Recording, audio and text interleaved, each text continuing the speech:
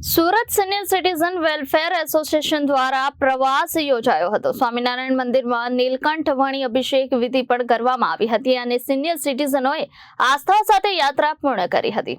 સુરતથી નવસારી બીએપીએસ, સ્વામિનારાયણ મંદિર, વલસાડ, અમલસાડ, અંદેશ્વર મહાદેવ મંદિર અને નવાગામ સ્વામિનારાયણ સાંસ્કૃતિક ગૌધામ અને આ ગૌધામમાં રાખવામાં આવેલ હતા। સાથે બ્લડ ડોનેશન કેમ્પમાં શીતલબેન બ્લડ ડોનેટ કરી મુલાકાત લીધી હતી।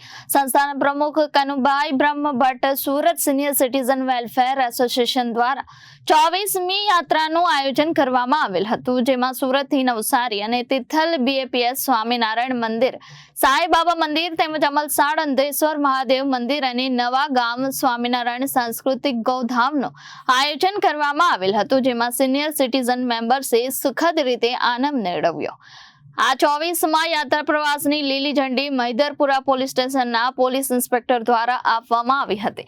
આ યાત્રા પ્રવાસ લગભગ રાત્રિના 8:30 કલાકે પૂર્ણ કરી રાત્રિ ભોજન લઈ નવસારી હાઈવે હોટલમાં રાત્રિ ભોજન કરી Surat Sardarnagar society, Sumul dairy road પર આવી પૂર્ણાહુતિ કરી હતી।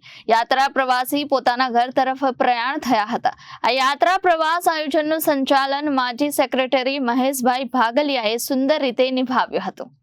Reporter Arvind Rathod, Janadesh news, Surat.